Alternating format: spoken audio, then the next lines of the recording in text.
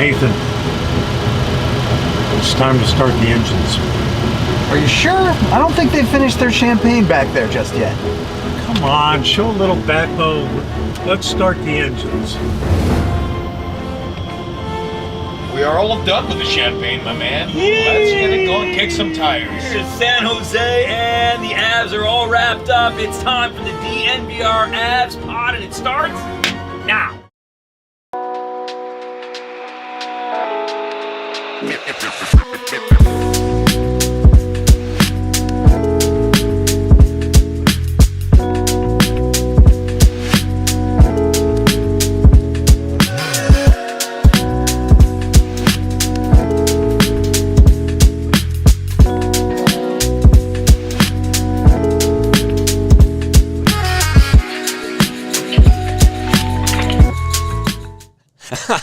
What's up, everybody?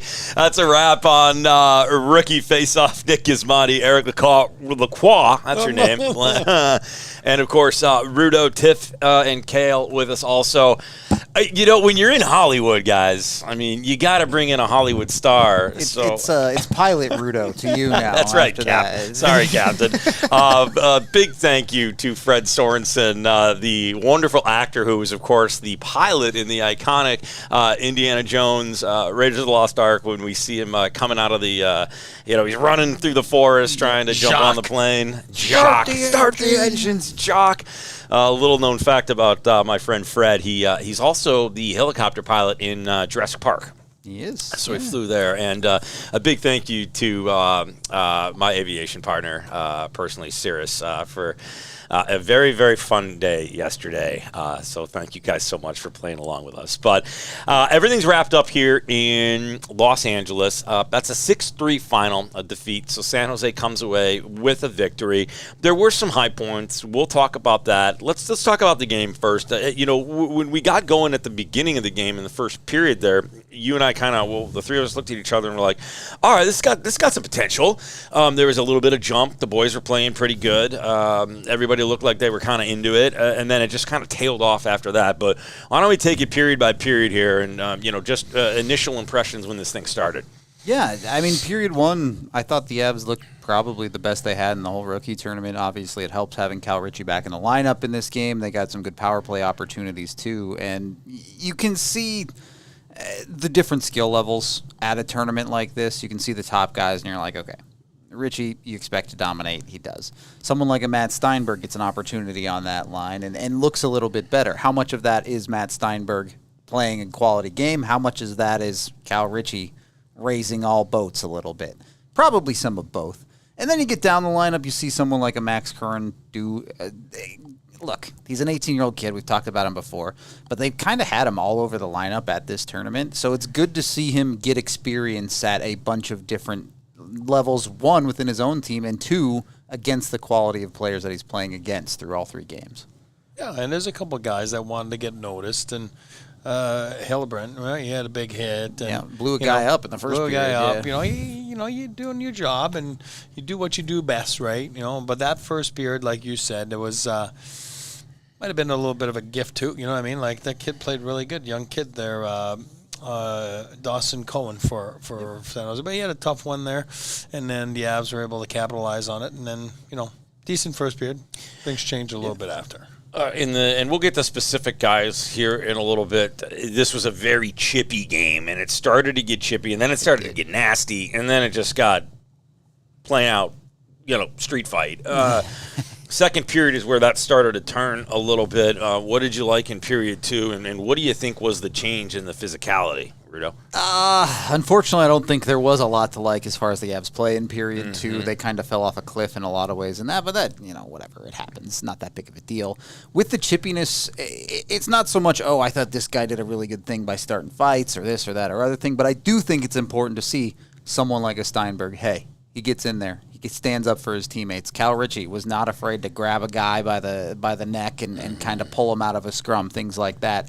Because the reality is, in the game of hockey, it's not necessarily being able to take the fights and being able to put up with all the garbage that happens. It's about standing up for your teammates. That you have to be able to do. because you need to earn your teammates' respect if you're a rookie going into that room.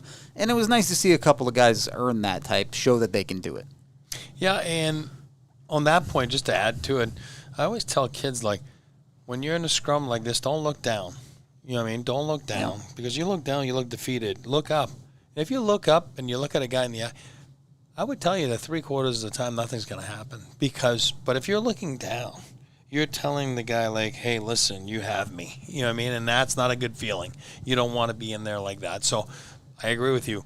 You got to stand up for yourself. I just feel that it was a little chippy around the league this weekend. Like all those rookie I just feel like more than over the years, there's a little bit of more fighting and physicality. Which game had 3 fights in it? Was it the Vegas game? I think during our pod yesterday there was a game that had like 3-4 fights or whatever. So anyway, other than that, I mean, that was the second period. Story of the second period. I think it just kind of went sideways a little bit there. And again, don't take penalties as a story. Yeah, for sure. Two different 5-on-3s for the Sharks in this game. Avs got in the box way too much. It's funny because the coaches were talking about it ahead of time. They told their boys, let's just keep this moving, boys. Let's get out of here real quick. Like, wrap it up. Yep. Quick, no pushing and shoving afterwards. Let's just get this thing done. That did not happen. That was one of the longer games that we've had all rookie face-off. Into the third period again, a little bit of life for the Avs. They kind of made a little bit of a push, but San Jose responded right away, and as soon as the Avs scored, the Sharks piled another one right on top of them. Yeah, again, the 6-3 final, I think it ended up being, is not all that important to me, but I think it showed a little bit, particularly the Avs, who have a lot of camp invites at a tournament like this. Sometimes, last period, you're trying to press a ton, you're trying to impress somebody, you're trying to make something happen. Sometimes you kind of go over the limit and go a little bit too far, and you end up giving up stuff the other way. So it kind of bit them a little bit, but they also scored a goal. So, as far as individual effort, and Master Donato it was that got on the board there, good for him. I tried to get something out of this rookie face-off at this point. We'll hear later on from Max Curran, and of course we've got Coach Sheeks as well. Just a heads up, brief interviews, obviously. They're getting on a bus and heading right to the airport to fly back to Colorado. I did like the play of Sean Behrens defensively. I felt like he really kind of, I noticed him a lot today. I really liked his responsibility, and I liked the way he was with the puck today too. So if I'm going to make Tiff proud here, if I'm looking at the lineups, and that's why I've been looking, I mean, obviously I looked at the lineups earlier, but it's a squirrely ham sandwich. That's what that is. I'm using the squirrel ate the ham sandwich on this one. I'm using Rudo's line and my line here. Like, it's, San Jose got 8 Ds out there, unusual lineup. And for me, it all starts on the back end. Behrens cut above the rest, in that top 6 there, that, the 3 pairs that they iced there. But I just felt the Avs didn't really have quick, exits from the back end, which made them chase the game. And when you chase the game, it's a long game, hence the score. I felt bad for Sheelan. As a guy, he played 40-some games in the American Hockey League last year. You know what I mean? So it was kind of left out to dry a little bit. Maybe he had one maybe that didn't like, and then, other than that, he was just kind of, Well, I think bare bones. The thing with Behrens that impressed me in this game is the willingness to do what you have to. Early in the game, he blocks a shot, he gives up the body, He's willing to play that physical defensive style. And I'm not going to name any names, but there were a couple of guys that maybe weren't as physically engaged tonight, or today, I guess, really. Every hockey game is tonight. Yeah, I know. Remember we used to say that in Vegas? Yeah, it is. You never like today. It's like, tonight. Hockey's played at night. Even when the sun's up. But Behrens, you're right. He's a cut above the rest here this weekend on D, obviously. The Avs' number 1 prospect on D. Again, we're not going to keep going about Sean Behrens. He's going to play some games in the National Hockey League. When, I don't know, but he will play, and he's going to help the Avalanche at some point. Other defensive standout for me just a little bit today, and he kind of elevated himself throughout this tournament, and you saw him kind of get into his own comfort zone, was 7-3, Merrick Howell. Yeah, it's... Honestly, these are different conversations with someone like Behrens we're talking about. Yeah. Getting into the National Hockey League. Someone like him, again, last-minute invite. The dude probably didn't even know he was coming here a week before it happened. So he got here. expectations are nowhere for someone like that because he had no idea he was doing it. And by the end of the week with this third game, you're like, all right, we can see why he got an invite. It's a kid who can play some hockey. Raw, raw, and exactly. And sometimes when you're raw, it shows a little bit. But you're right, he felt more comfortable. It looked more comfortable. Again, it all blends in. Did he play yesterday too? Did he play all three, or did he play? I mean, he played the first one, played tonight. Yeah, played first and third, I think. I believe he did, Yeah. It all blends in. We've watched about 1 million hockey games. Yeah, and then I was watching, I have to admit, I did sneak off and was watching the Vegas game for a little bit on the other side. So, I was watching a little Cutter Gauthier. But, that's the beauty of having rinks like this and being hockey all the time. Well, baby. It's because it's like a TV time out there doing the shovel, right? So not a TV time, but a nice cut, whatever you want to call that. I'll go sneak off over there. Then you start, and then all of a sudden you're looking, and you're like, oh crap, maybe I should go back. You know what I mean? And I missed a couple shifts. So I'm just being honest. Also interesting, the San Jose Sharks dressed 10 forwards and 8 defensemen today. Yeah. That's I don't think I've ever. some rookie face-off stuff going on. I've never right seen there. that. I don't think I've ever seen that before, actually. Yeah, you're talking to a guy that played in the American League. Once my right winger was my equipment guy. So Rob McLean and got into a fight with former Eagle. That's too good. What was his name? Greg Pankowitz. That's too good. Yeah, Pang. He was our equipment guy. Yeah, we didn't have enough players. Mark Crawford came in and he's like, with a contract, he's like, you got to sign this. He's like, what am I signing this? He's like sharpening skates. He's like, because you're dressing. So he was my right winger one game in the American League, our equipment guy. So yeah, I've seen this. Brian Willsie joked with me today. We were hanging out before they played. We were on the glass. We were watching the LA Kings. Actual veterans were skating today, just like a little scrimmage, and so we were hanging out watching it. And Willsie was like, he put his arm around me and asked me if I wanted to play center today. I was like, yeah, you don't want me. You don't want me to do that. And I'm glad I didn't after as physical as that was. I would have gotten my. It wouldn't have been good. Well, hold on. It is an Avs podcast. Yeah. And the guy that I'm talking about, the equipment guy that played for me, right? Rob McLean. Yeah. Original Avs equipment manager. Oh, that's 1995-96 Stanley Cup winner. Rob McLean. Redzy. That's funny. Redzy, yep. That's funny. That's funny for sure. Just FYI, I just thought about that. What did you again? I want to talk about overall takeaways for the weekend, but let's just don't give me your overall just yet on him. But 7-1, Cal. What did we think about Cal's game today? Do we think that he evolved over the course of all three, specifically culminating into a decent one today, or what do we think about Cal? Well, I'm going to say, like I said last week before coming here. Very similar to Malinsky last year, for example. He's coming here. He's supposed to check a box, make sure that, it's not a grade. It's like, did he pass the test? Pass the test. For me, he passed the test. Now it's the next test. What is it? The next week with the big boys. So, yeah, to answer your question, without elaborating for 15 minutes, Cal Ritchie passed the test.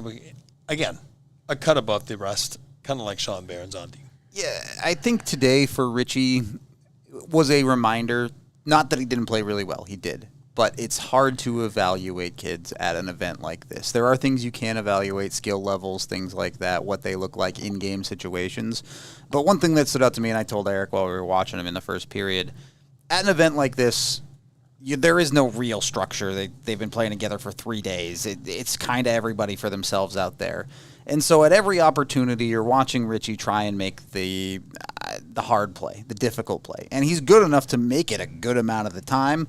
But I'm more interested to see as we get into camp, as we get into the preseason games, you can tell he's a smart player. And I want to see him make the right decision a little bit more often as we get in with NHLers. And I think he will. But it was interesting to see him. He's always trying to thread that needle. He's always trying to make the deke, make the right move on an individual level, whereas the reality of a real hockey game is sometimes you just slide that thing back to your D and go forward. And I'll add to it, too, is I talk about consistency all the time, right? So the first day you're excited, because it's like it's been a while since you played a game all summer. You're excited, you're going. And then the second day it's like, oh okay, and then by the third game, you might be a little inconsistent in your effort. You might be inconsistent in your decisions. You might be, and that's where you have to, tighten the screw back in and let's go, because got to be like that every day, right until the end of your career, because the NHL, inconsistency don't last, and it just does not work. And if you're a coach in a National Hockey League, that's the first thing you look at. And I'm not saying he was inconsistent. I'm saying there was a couple shifts there, like you said, you know what I mean? Like, you know, and then, you know, but that's okay. That's the situation you're in this rookie tournament.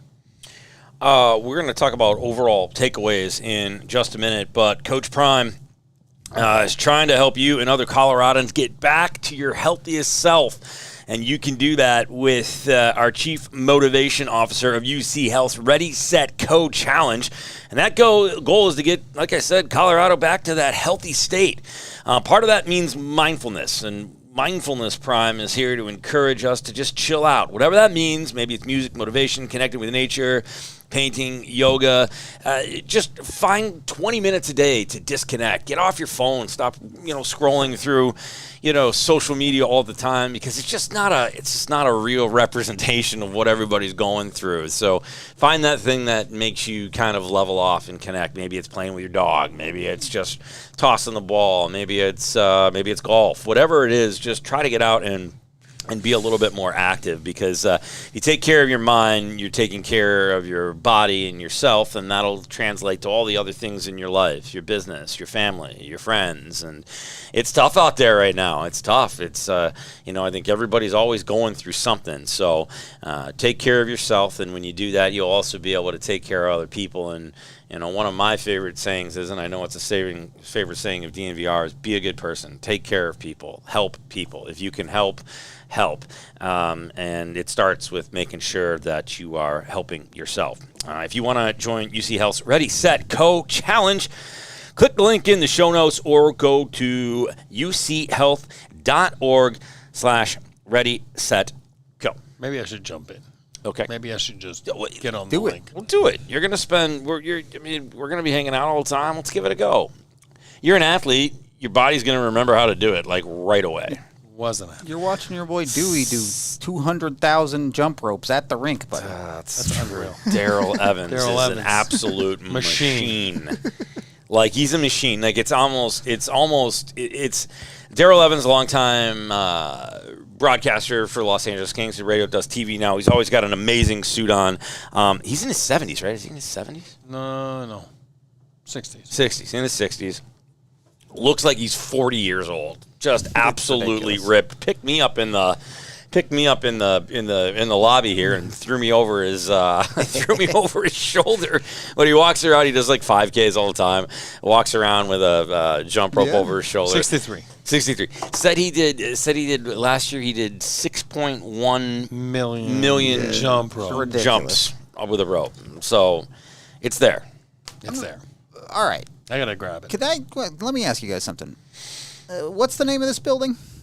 Toyota Sports Center, TSC. And what's the name of our studio back in Denver? Toyota Lounge. Yes, and what are all the chatters usually hanging in?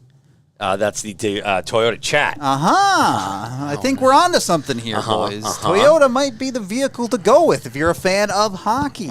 They're out here doing it, and they're great for Colorado, especially with 17 different all-wheel drive vehicles, so they can get you out off-roading or out to the trails up in the mountains, wherever it might be. Maybe you're going for a road trip to an Avs game. That's where Toyota comes in. They've got trucks like the Tundra. They've got SUVs like the 4Runner. They've got sedans like the Corolla. Whatever it might be, Toyota has you covered. They're not just the official vehicle of DNVR. They're the official vehicle of the Colorado Avalanche. So, yeah, they're a little bit involved in hockey. I like it. You can go get yourself one at your Front Range Toyota stores, including AutoNation Toyota, Rathbone Centennial, Corwin Toyota in Boulder, Groove Toyota in Littleton, Mountain States Toyota in Denver, and Stevenson Toyota East in Aurora, Stevenson Toyota West in Lakewood. Once again, the official vehicle of the Colorado Avalanche is Toyota. Bro, you did that like a voiceover with the rapid thing at the end there. When you do it enough times, you lock it down. It's good. I'm getting the hang of them. You're helping me, and I appreciate that.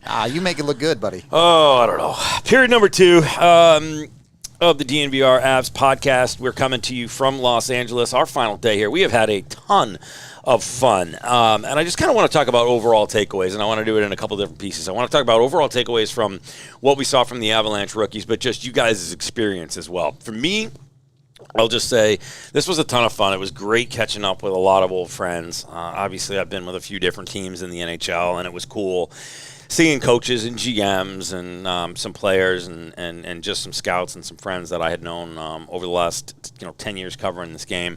I know that's a huge thing for you, too. You're probably the mayor of this weekend face-off. I think everybody came up and said hi to you at least 15 times. It was amazing.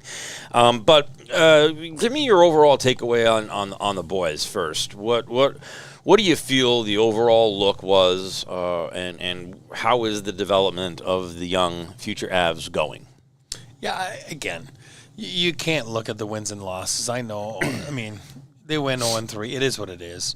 Everything's pre-planned a little bit. What I mean by that, your goalie, you're playing this game, you're playing the other one, you're playing. So they all have one game, right? Check. Cal, you're gonna play the first game, you're gonna play the third game. Sean, same thing with you. Poland, you're gonna play the first two, get some, whatever it is. So everything is kind of set. You go in there, you get into real game experience. I'll say it again. It's very important to get that out of the way, get the jitters out of the way, because starting Thursday, then you're going up against McKinnon and Makar. Again, the Avs do it a little bit differently. I mean, a lot of teams just play scrimmages and all that stuff. We all know that.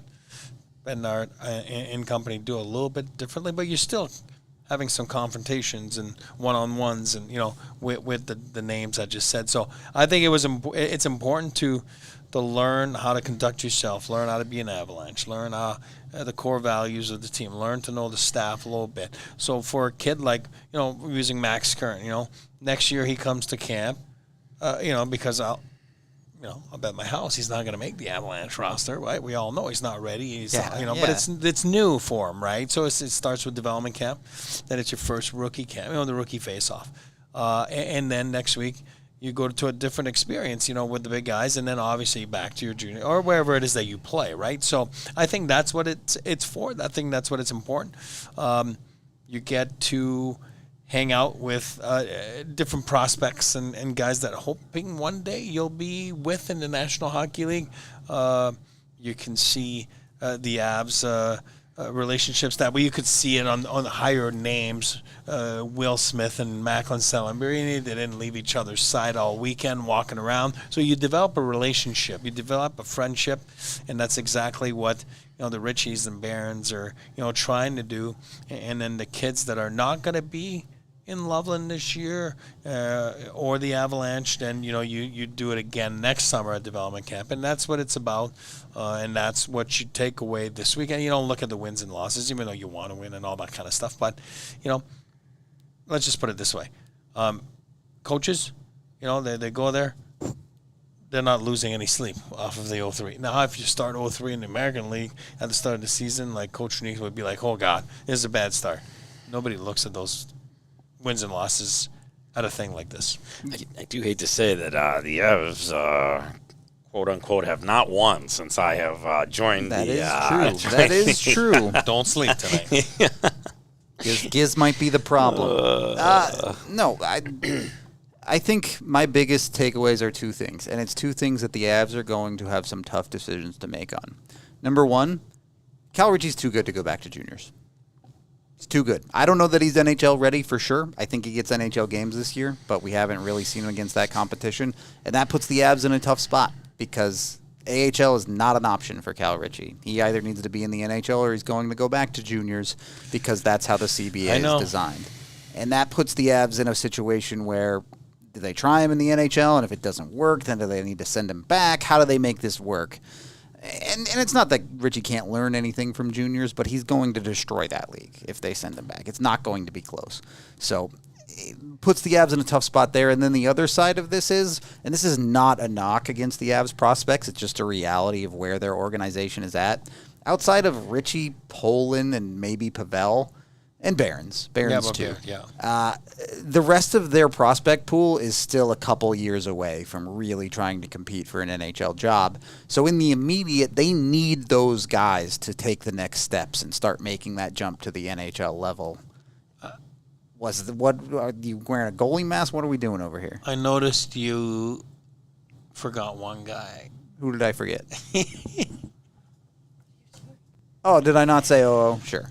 I didn't know. Are you putting him in there? We can have a conversation later about that. I mean, the names, it's whatever. My point is their higher-end prospects have to start breaking into the NHL in the immediate because their depth prospects are still a couple of years away.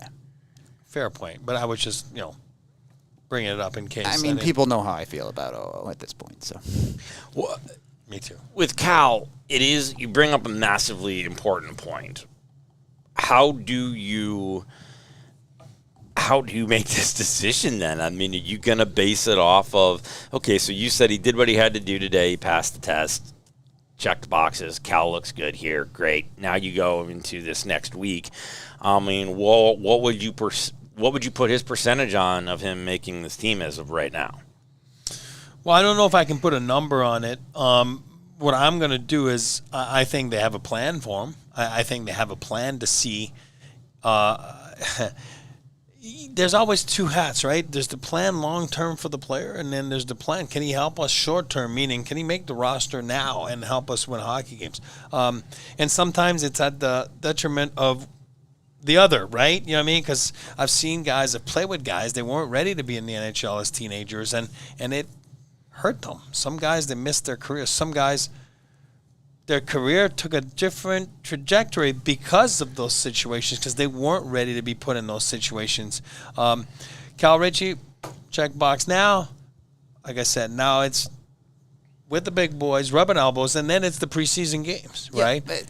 And that's the preseason games are where it will really get decided. But today, I would say it's more likely than not he gets on the NHL team. Maybe it's just for his 9-game stint or whatever it might be. But I agree with you. You and me talked about it. But what I'm saying is, and then if the plan is don't just throw him in the preseason game there and play with I don't know, Oscar Olives, make it that line there.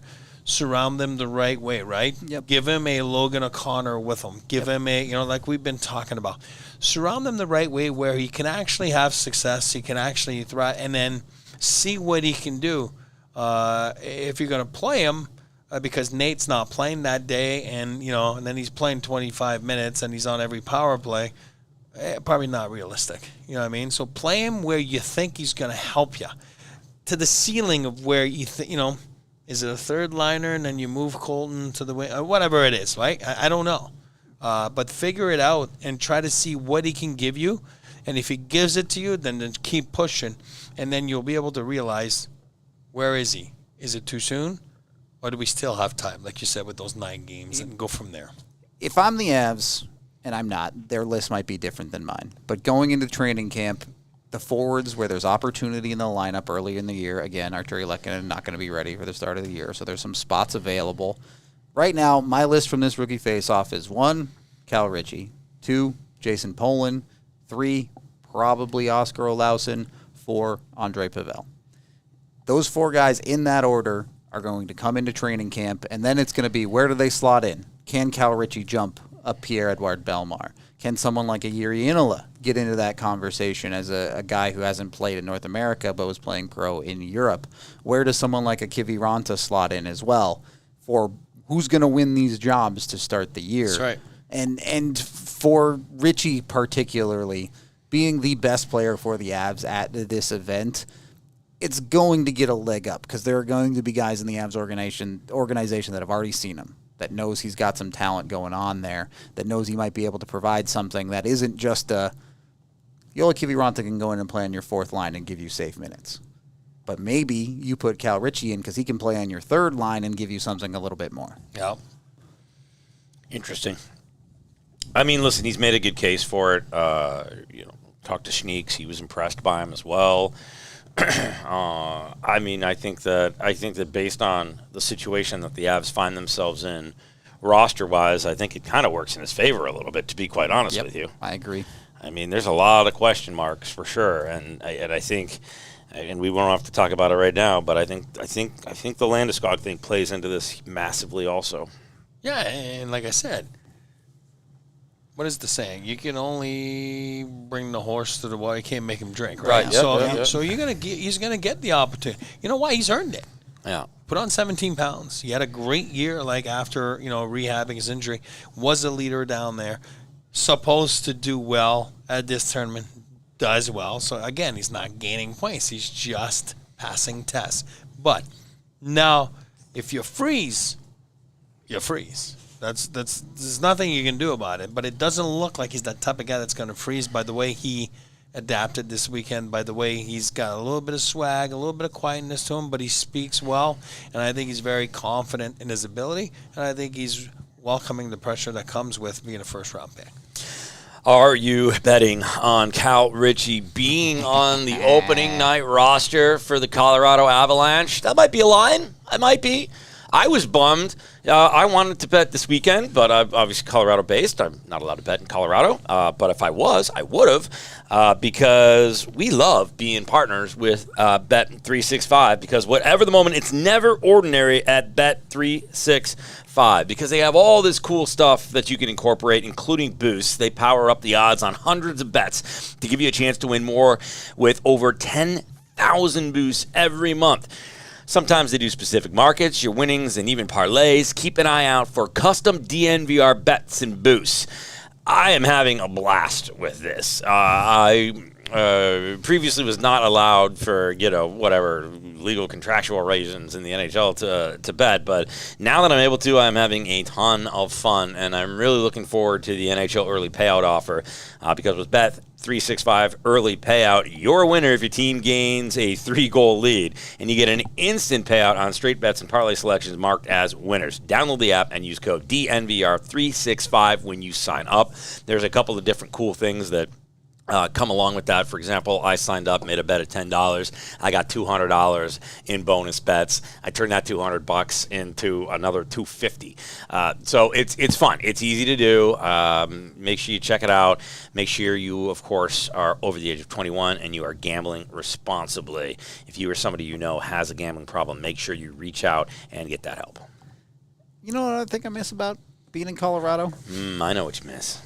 Blue, cold, refreshing mountains on cans. Delicious. Of Coors. Delicious. We're out here. Our hotel doesn't have Coors. Unbelievable. Devastated. We gotta get on that. We gotta get a different hotel next year. All right. I'm not sure why they didn't fly it in for you, being the celebrity that you are. I mean, I should have put it on the plane. should have put it on the plane.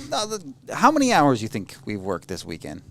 19 on day one. Yeah, that's what I'm saying. I mean, I don't know. It's been a lot. It's a lot. We put probably close to a full week of work in this weekend. Agreed. And when it's all said and done, which we still have this show, we still got more interviews to bring to you guys. We still got a ton more stuff. But when it's done, I'm sitting down with an ice cold Coors Light and I'm chilling.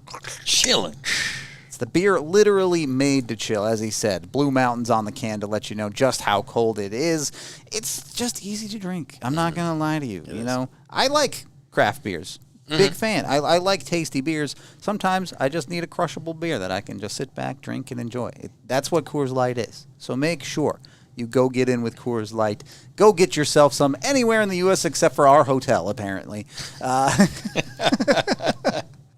Get yourself the beer made to chill. Please drink responsibly. Coors Brewing Company, Golden, Colorado. All right. Moving on, and we did tell you that we had a ton of exclusive content and content that we were able to get. It was fun being here and just being around so many people. If you're following along on our Twitter and YouTube, and of course on the DNVR page, and by the way, you really need to make sure you're a diehard. Make sure you sign up for that because there's so much great content. But we were able to catch up with a lot of different people, and one of the most affable guys. He's so much fun. He's easy to talk to. I enjoyed getting to know him over the course of the last 3 days, was the Director of Player Development, Brian Willsie. We had a chance to sit down and talk with him in depth about all things Avalanche player development. DNVR here with Director of Player Development for the Colorado Avalanche, Brian Willsie. Wills, thanks for coming on in our little studio here at the Toyota Center. It's been a fun weekend so far. Busy for you, I'm sure. How are things shaping up with the Avs here? Awesome weekend. These tournaments are always fun. You get a lot of hockey people together.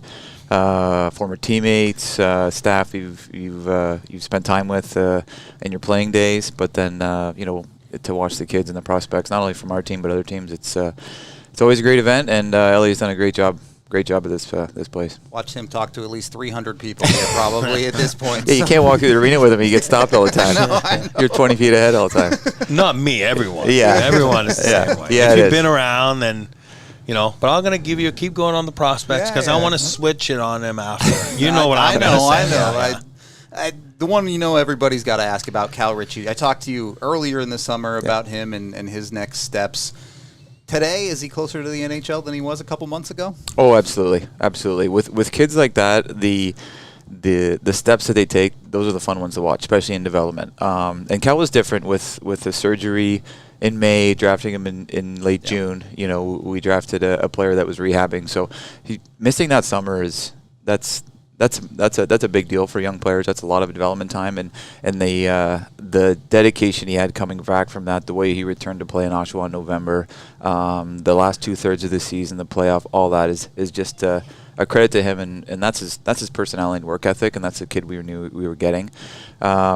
His team went so far in the OHL that we didn't get a chance to get him to Loveland. He would have came out there at the end of the season, but he's in a great spot in Oshawa to develop. It's actually just down the road from where I live in Guelph, but finishing the season there, we get him in for development camp, and then just this summer has been a massive step to your first point that he's taking, and it's exciting to see the results on the ice now, and when you think about it, really is just the first couple steps, because there's a lot more steps to be taken, but he understands that. He seems like a player that can take those steps pretty quick. I'll put it to you. Yeah. Everybody's got a different pace, and we realize every development path is different for everybody. College to junior, kid to kid, position wise, but he's got a good head and his shoulders, and a driven athlete. At an event like this, Eric and I talk on our show all the time. You don't really look at the points too much. At the team atmosphere is pretty shinny hockey. These guys have played together for 3 days now, essentially.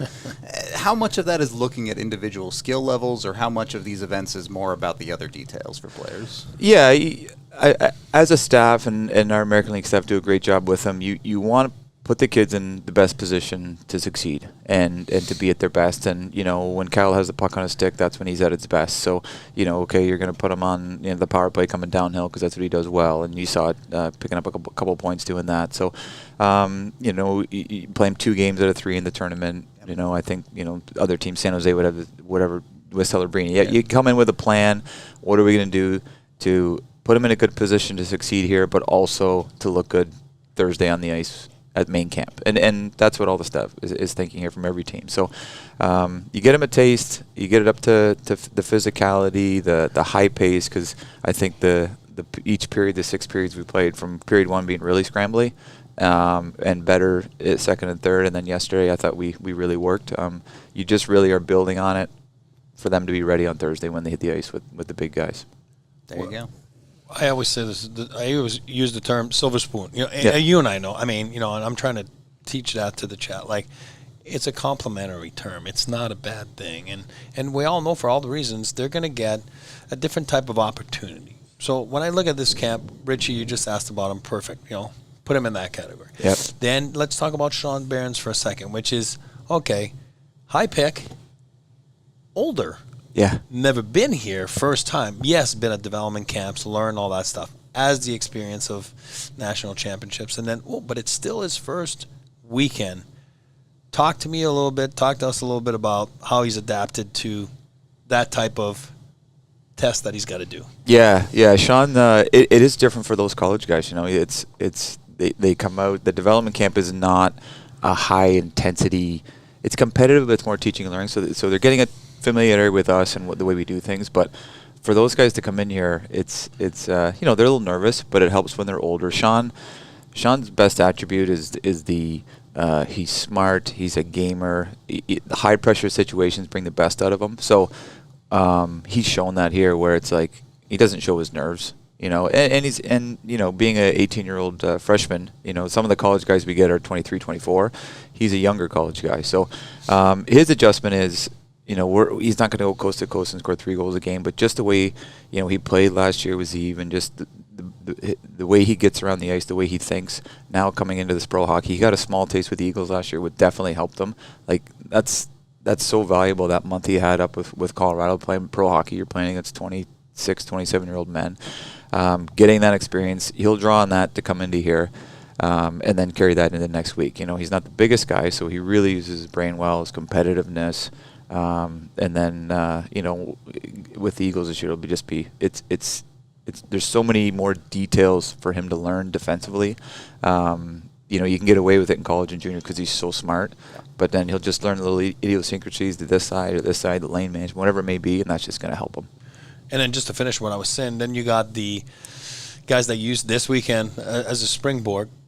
Ivan. Yeah. Right? Last year Alan Walsh, friend of our show, and was on with us yesterday, and it's the perfect example of a kid like that, and not to spend too much time with it. And then you got the other category, which is your draft picks that are just here for the first time, and probably going back next week to their junior team. So I just wanted to make sure. Again, I go back to that term silver spoon because I don't want to get crap that I'm downplaying and I'm insulting. It's not. It's just we all know that it's in those categories. Yeah. Well, I think we should talk about Ivan because we had to get creative. We didn't have 7 draft picks every year. So between college free agents, we got into the junior free agent with Ivan. American League deal, earned an NHL deal, and then we've noticed him this weekend. You guys have noticed him. So that he just plays that right style of a bottom 6 that we like. So good on him for taking that step. Is that a big part of this weekend in general? You talked about someone like Cal Ritchie getting ready for main training camp. How much of the Avalanche style of hockey gets infused into this with the high-octane play and D-men jumping up into the play, things like that? Yeah, I think we want to teach that in development camp. We want to teach that here. You guys watch some of our Eagles games. That's the way they play there. Aaron Schneekloth, we bring in Danny Hind on the bench, Tim Branham. That's what they preach. The Eagles play that way. We push it on all our players when they get back to their junior team or college team when they're in development camp. So that's our style. And when we talk about development, you spend time with Jared Bednar, says that what are the attributes and habits you want in a player? And at 18 we start. So then when they eventually get to him, he looks down on the bench in front of him, and they have those habits in him. So those are the players we like. Those are the players we're trying to keep pushing up. A lot better than back in Eric's day. I'm sure these tournaments would be tough if everyone was playing a 1-3-1, all right? Yeah. So different back then, right? Yeah. I mean, but everybody adapts. It's those days are long gone, But this is what I'm going to flip the script on you, and I'm going to go like this. There's a reason why 1996. So that's what 28 years later. Is it that long? Is it 24 plus? Yeah. 28 years. Yeah. 24 plus 4. Yeah. 28 years later, you're here representing a logo that drafted you. I'm going to give you flowers and want the chat to understand why you are part of development. So I remember my first camp as an Avalanche. I've been in the league for a little bit. That was your draft year. You were there. And I've never said this to you, but I'll say it to you now. Those kids are here to make an impression, You made an impression. That's why I said, don't blush. I'll give you flowers. You made an impression because I remember, I want to say you were on my team. Remember there's like 4 teams for, whatever. Yeah, I remember in the locker room, and then, and I remember guys like on the team saying, hey, what a nice kid that kid is. Because guys don't know who the draft picks are, right? Yeah. I mean, you might know the first round pick and the Silver Spooners, right? Yep. But you don't know the later. And there's no offense by saying we were later round picks, but that's all right. Speak for yourself, all right? Yeah. I follow them all, all right? Yeah. Rudo just missed the cut, but that's fine.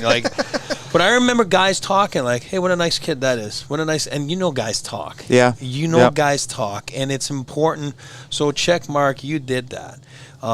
You come back the next year, now it's not you're more familiar. So now you can put yourself in those shoes now of a second-year guy. You know what I mean? Pick whoever you want from, again, slim pickings, we all know because the draft picks is not that heavy lately. So check mark, right? Yep. Now I'll come in and go, I don't remember if you went to Hershey at the end of the year, one of those junior seasons or when they won the Calder Cup. You were there with Bob. Black Ace, Yes. Again, Goo coming back all the time. And again, Goo, one of our buddies, Michelle Goulet saying, oh, I like that Willsie. That Willsie's a good kid. You're looked at every second of the day, whether you're on the ice, whether you're in the locker room, whether you're in the hotel lobby, check mark for you, right? Now, you're not a silver spooner. You're a later, round pick and with skill, with everything. What do? You go, you put your head down, you don't go. And the next thing you know, you found yourself in the lineup. My dad always liked you. Stole your money at the golf course all the time. You've said that story before. It's all good. But then you find a way to play, and then you find a way to play in the NHL. Then, okay, it doesn't work anymore. You find in this building, right? Yep. You know, Los Angeles Kings. So very relatable for kids. You know what I mean? That's a good word. Right? Yeah. It's very relatable for kids. I always say sometimes those higher end players, they don't relate to, you know, the other guys that we had to fight. No offense, those guys are so much better than all of us. But Yeah, absolutely. so that's why I said you passed all those tests, and that's why I love the fact that a guy like you is in development, because those kids can look at a person like you, and it's so valuable. You know what I mean? To have those resources, and that's why I said I just didn't want to talk about the prospects here for 2 seconds. Rudo does that. Rudo did it with you. You've been awesome to Rudo, and you know, I just wanted to tell you that it's fun because I know personally what you went through, and I know that you can relate to every guy that's here in a certain way, and I just want to tell you that it's awesome to see the great work you're doing with the Avalanche. Well, I appreciate it, but I think the relatable word is huge. Yep. You know, like we know, like I was a scorer in junior, but then when I get to the American League, I'm like, oh my God, it's hard to score here.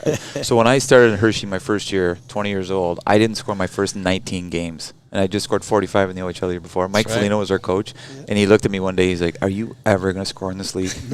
And he's just like, "I'm like, I don't know if I am."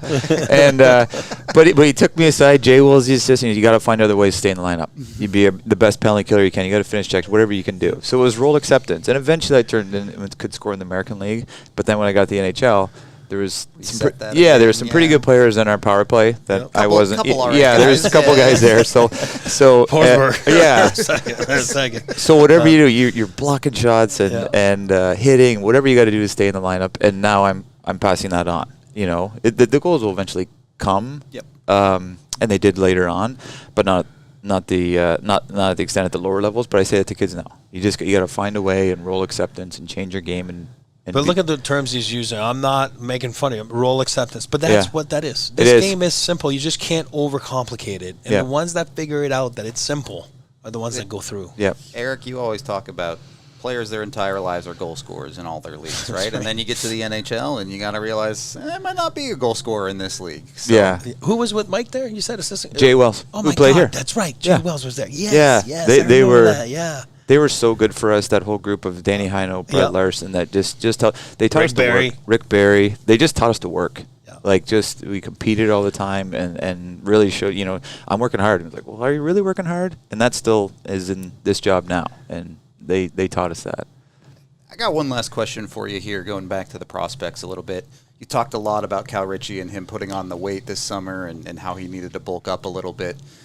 Do you see a difference between junior players like Ritchie and the NCAA league that 5 days a week these kids are in the gym and then they play on weekends? Do the NCAA players tend to come in a little bit bigger? I would say, to answer that, I because we get the NCAA players when they're older. Sure, that definitely a factor that's the big thing. Anymore, a lot of the NCAAs are pushing to 19-year-old freshmen, 20-year-old freshmen. So we're not getting them in pro till 22, 23. Yeah. My opinion, you're not really at your body maturity until 23. Cal Ritchie's not going to be a man probably until he's 22, 23. Yep. So as much as, you know, you're putting on weight, you're getting stronger. That core strength, that strength over puck is still a few years away. But to answer your question, the scheduling is different. We enjoy Cal plays 2-3 times a week. He plays over 20 minutes in Oshawa. Yep. He's in 7-game series against the London, you know. They didn't play against London 7 games, but they're in 7-game series in playoffs and long playoffs. I think that's good for them development-wise. So both paths are great. Both paths are different, but you know, and we're heavily involved. I'm involved in his workout program in Oshawa. You know, hey, you played Sunday, you don't play till Friday. Let's get a couple good workouts in here. You know, things like that, just to speed that along. Cal Ritchie owes you 17 pounds. Is that what you're saying? I'll give him some. I'll give him some. Free. I got a few I'll extra give him too. some. Yeah. I don't think he needs those kind of pounds. Yeah. Oh, sorry. Corner weight. I got excited there. I was like, where can I drop pounds? Yeah. But anyway, I just want to tell you I'm proud of you. Awesome. And I mean it. And thanks for being so awesome with us all the time. We appreciate it. And then we can see how passionate you are with everything you're doing. And I'm sure you're going to be sticking around for a long time. Oh, I appreciate what you guys do and talking about our prospects. It's always fun to catch up. It's a blast. Wills, thanks you for coming on. Yeah, you bet, guys. Go check out the rest of our interviews over on our YouTube. Be sure to like and subscribe. We'll see you in the next one. That, of course, is Willsie, our Director of Player Development for the Colorado Avalanche. Busy weekend for him, but always a smile on his face. He certainly had a good time, and I think he gets a lot out of it. He certainly, you can just tell that he loves his job. Friend of the show, and we thank him so much for all of his time. Okay, well, almost coming to the end here. We want to get you some sound from some of the guys, so let's just circle back again real quick. We talked a little bit about Max Curran. He's young, and he's got a lot to kind of figure out. Comes away with a few points in this one. Plays 3 games. What's the overall impression? I liked him. Noticed him right away. Noticed him the first day. Really, I like the reach. I like the length. Ways away, but a lot to be excited about. Ironically, just hit in my head. That shows you how intelligent I am. Very smart man. Thank you. We just talked to Brian Willsie. We did. It's the same situation. A late round pick, you know what I mean? 4th, 5th round, whatever it was, I don't remember. Yeah. But you're not the shiny toy, and you find a way to get your skills out to a certain level where you stand out and you eventually make it to the NHL. And I remember Willsie, again, I said it on the interview, first training camp, you're like, who is this guy? That's what Max Curran has done. Right now he's opened some eyes. And you know where it's in stark contrast? We watched the LA Kings practice this morning, right? The veterans. You got Kempe out there and Quentin Byfield and Mikey Anderson and Kopi, and you're watching them go through game. They basically played an inter-squad scrimmage with all their veterans, and you're just like, yeah. This is not the same. This is not the same. There is a different level and speed and that's okay. That's what this is. That you those guys did this too, But yeah, I think Max has got some work to do, but he's doing the work. He understood the assignment here. Mm-hmm. Events like this, guys with high level skills are going to show well. Mm-hmm. And that's what he showed well at this event in the offensive zone. You can see he sees the ice well. You can see he understands how to make quality plays with getting passes through, especially off of the wall. He can shoot the puck decently. He's not going to torch anyone with it, but he can put a good shot on net. Yeah, there's a lot of rawness. The defensive zone's going to need some work if he wants to stay at center, but those are things that 99.9% of 18-year-old NHL prospects struggle with, so that's not like that should surprise anyone. But with some of those skills he showed, you can see the path. It's just he has to start walking down that path now. The Avs got off the ice right around 2 o'clock. They technically wanted to be wheels up at 2:30 back to that wasn't gonna happen, to Colorado. Now, the Toyota Center is basically on the tarmac of LAX, but the interviews at the very end of this game were brief, and we accommodated by being brief in our questions. But let's hear from Max following the loss to San Jose. Very physical game out there. The whole camp's been a little bit, amped up in terms of physicality, but take me through that one today. Yeah, it was a pretty physical game. A lot of power plays, a lot of PKs, but it's something we expected, so I think we were ready for that. I know you missed the end of last year due to an injury. What does this summer look like for you getting ready for the year ahead? Yeah, so obviously I got injured, and then I got injured again at the under-18s, but I did a lot of work with my personal trainer, and I worked the whole summer with him every day and got better, and now it's 100% and I'm ready for the season. What was your biggest takeaway from this last 3-4 days? Just to compete. There's you gotta have skill, but if you don't compete, it's useless. So you have to do everything quicker. It really opened my eyes, and I'm very grateful for this opportunity. When you finished Dev Camp in July over this summer, what was some homework that the organization sent you away with to work on as a player? Got to get ready and heal my injury. Obviously, I wasn't skating on Dev Camp because I still couldn't, but they took care of me. We talked about it, and just work in the summer and get ready for the camp here. Yeah, and he'll have some more work to do, and obviously we'll keep a close eye on him. But it's a young man who's got a lot of upside, and it's going to be exciting to watch his development. Yeah, I'm always a prospect nerd, so super excited to follow along, and hopefully we see those skills start to dominate at the junior level this year. All right, we also had a chance to catch up with Schneeks, head coach, of course, of the Eagles, and he was running development, obviously the Rookie Faceoff team here for the Avs. Fun getting to know him. I really do like him quite a bit. He's got a future. He's going to be in the NHL sooner than later. But while we have him with the Eagles now, let's hear what he had to say post-game. Coach, just overall impressions on this. Obviously, you don't come away with a win, but more so, what did you like about the group? What did you see out of them? And what is your just kind of 30,000-foot take on everything? Well, just growth. I mean, for each player, we just talked about it real briefly, is just grabbing as much value as possible out of this short tournament, wherever they land from here, whether it's in Denver and main camp. Continue to elevate and use this as a springboard, and for the kids that are going back to their junior clubs or their respective clubs, take all the information out of this weekend as possible and use it to get better. So we saw some growth from a lot of players in certain situations, and that's our main goal and objective here, is to help them develop, give them a little taste of what pro hockey is all about and what the Avalanche organization does, and it's up to them to continue to improve. In resting some guys for Game 2 and for Game 3, were there any realizations that were reinforced by not having guys in the lineup, like Barron's breakout and Ritchie's playmaking was missed in Game 2, and in Game 3 we missed Ivan's this? Yeah, I mean, we know what every player, what their strength is, and we asked them at the start of this tournament to play to their strengths, play what got them invited to this camp. We were comfortable with, how many games certain players were going to get moving forward here, and that's what you get with this camp. We're not putting together a lineup to win all 3 games. We want to evaluate the players and see where they're at. With Ritchie specifically, how do you evaluate his game today and then over the course of the week? Yeah, well, again, you can see we talked about his vision on Game 1 and power play, and same thing. So he's a guy that when he's got the puck on his stick, he can make some plays happen.